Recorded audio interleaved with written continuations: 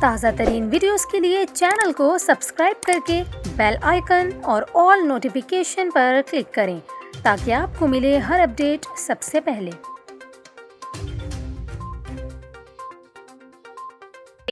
اور یہاں پر آپ کو خبر دیں، ڈائریکٹوریٹ جنرل لائف اسٹاک نے مویشی منڈیوں پر عائد پابندی ختم کرنے کا مطالبہ کرتے ہوئے کہا کہ لمپی اسکن سے انسانی جان کو کوئی خطرہ نہیں۔ انہوں نے سیکریٹری کو مویشی منڈیوں سے پابندی ہٹانے کے لیے خط بھی ارسال کر دیا، جس میں کہا گیا کہ لوکل گورنمنٹ نے مویشی منڈیوں پر پابندی عائد کر رکھی ہے۔ پابندی سے عوام میں دودھ اور گوشت کے ذریعے انسانوں میں بیماری کی منتقلی کے حوالے سے غلط فہمی پھیل رہی ہے۔ انہوں نے کہا کہ لمپی اسکن بیماری مخصوص ہے اور اب تک سندھ میں صرف مویشیوں کو متاثر کیا ہے۔ ڈاکٹر نذیر حسین نے بتایا کہ ماضی میں اس بیماری نے بھیڑ، بکری اور دیگر گھریلو جنگلی جانوروں یا دوسری نسل کو متاثر نہیں کیا۔